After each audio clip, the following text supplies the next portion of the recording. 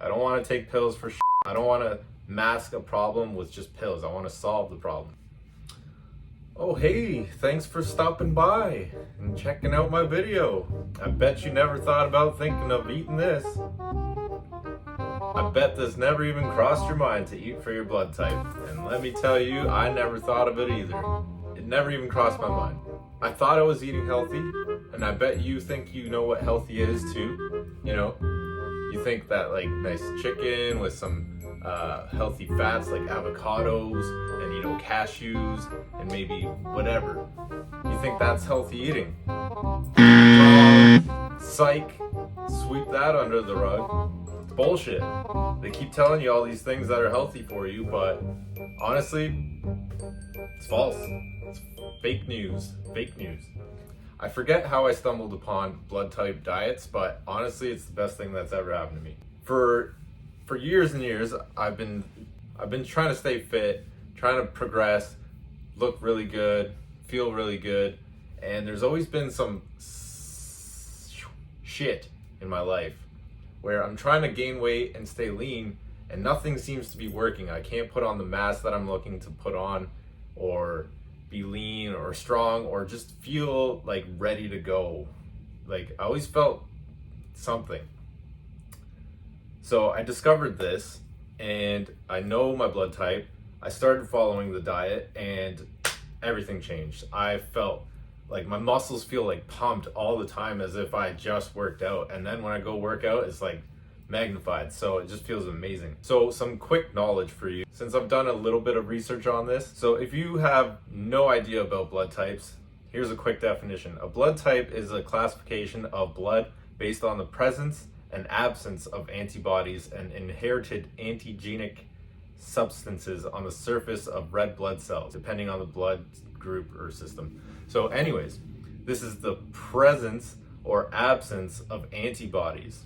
So your blood has a predetermined DNA stamp on it that tells it what is supposed to be in the body and what isn't supposed to be in the body. So if you're eating incorrect foods and you introduce that into your digestive systems and it goes into your blood's gonna fight that off. So it's not gonna absorb what you think is supposed to be working for you. It's actually gonna be detrimental to your health. That's where health risks come in. Like each blood group has its own predetermined risk factors for like stroke, diabetes, and whatever illnesses that might come along. But if you know what is good for you and what's not, then you can fight that. You don't have to go down that road. You might have some hereditary illnesses in your family that you might be worried of, but if you know what you're putting in your body, you're not going to go down that same path that maybe a family member or whoever had, right? So the knowledge you have about this is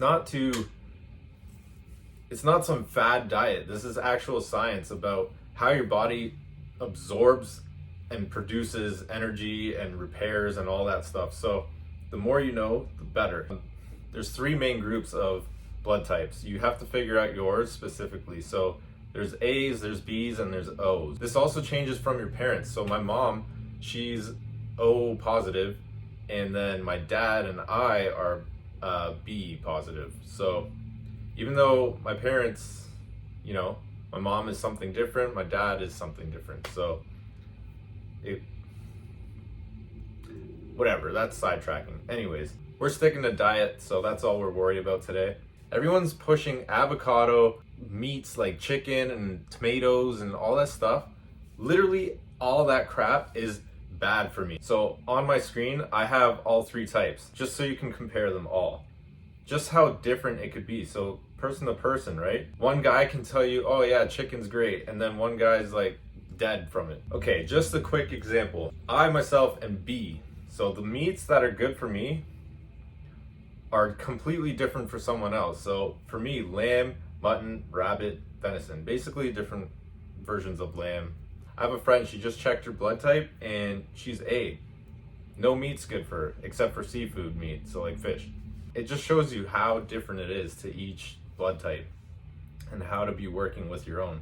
For me, like low fat dairy, that's all day, highly beneficial.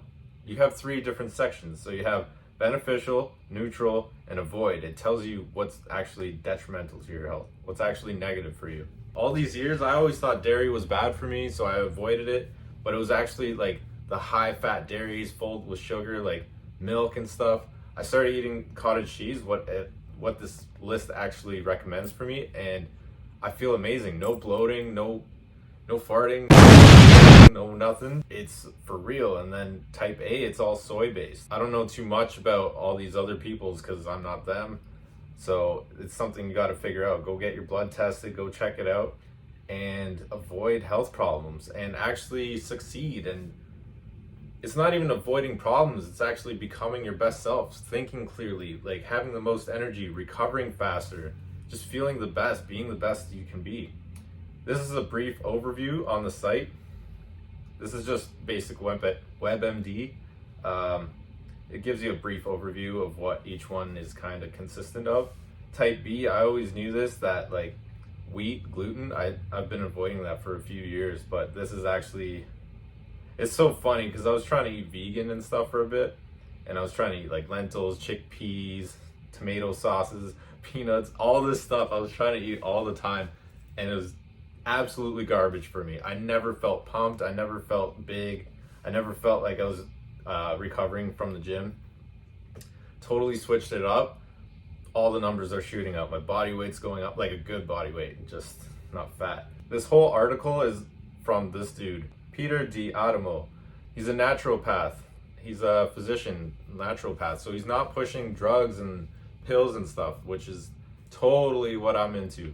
I don't want to take pills for shit. I don't want to mask a problem with just pills. I want to solve the problem. If you have like dry skin, if you have bloating, if you have anything, like it's happening from something, and usually it's from consuming something.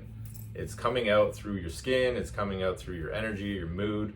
So if you have bad skin, like acne, dry skin, whatever it may be, going to get steroid creams and shit, that's not fixing the problem, it's masking the problem. You want to go down to the root. So if it's your food or whatever, go there, go to the solution.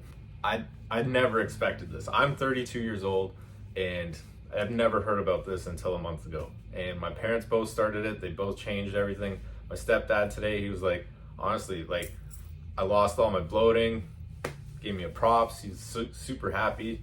My mom, I don't know, she can't get rid of her bread, whatever. So some people have their vices, right? But otherwise, they feel great. I feel amazing. I go full out when I do things. I completely switch. I never look back. I go full tilt.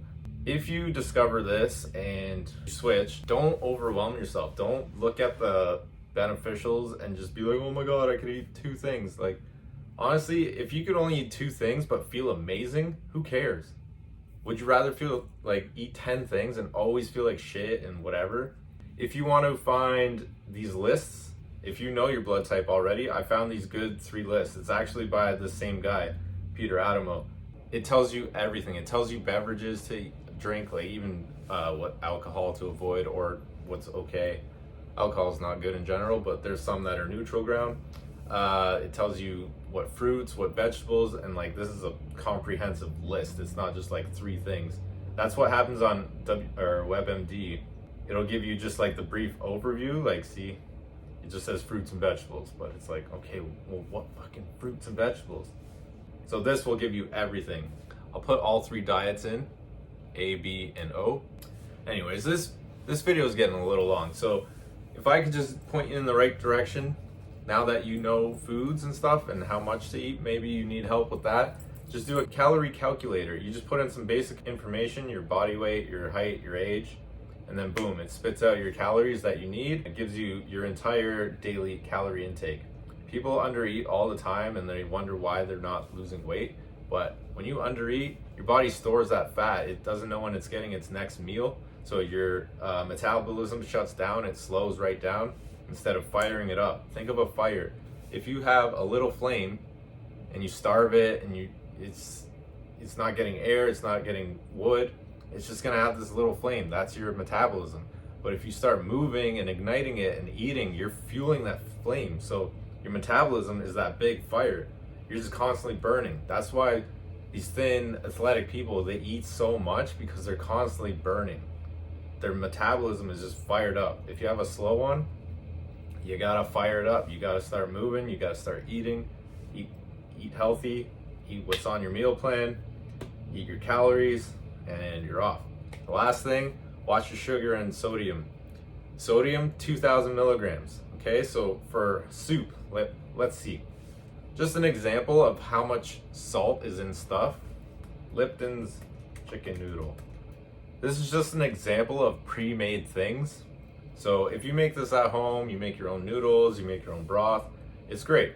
But look at this. So 21 grams of soup. Okay, that's not much. And this is 780 milligrams of salt. 780 milligrams of salt. That's almost half your intake of the whole day, and that's just like a little bowl of soup. Then you have a bun with it, that's another 200. You're already at 1,000 milligrams, okay? So be mindful of the sodium. When you have sodium, your body's, first of all, you're dehydrated, so you're gonna constantly have water, and you're retaining water, so you're getting all filled out, bloated, you're like puffy, but you're not. You're just puffy and watery instead of nice, tight, So watch the sodium. But don't undershoot it. Don't just drop out sodium. Just have a nice amount. 2,000 milligrams a day. If you have 4 meals, split it into 500 mil. Whatever. If you have 3 meals, the same thing.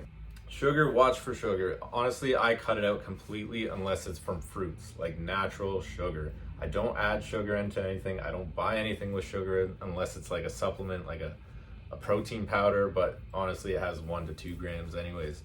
So I don't drink pop. I don't consume crap. I don't put crap into my temple, this is where I am every day. Why would I poison myself? So screw the sugar. You don't need it. What are you using it for? Get sugars through fruits. Burn it off during the day. Don't have fruit before night, because then you're just storing sugar. It's all about timing. Use it as a pre-workout. Use it in the morning when you're starting your day.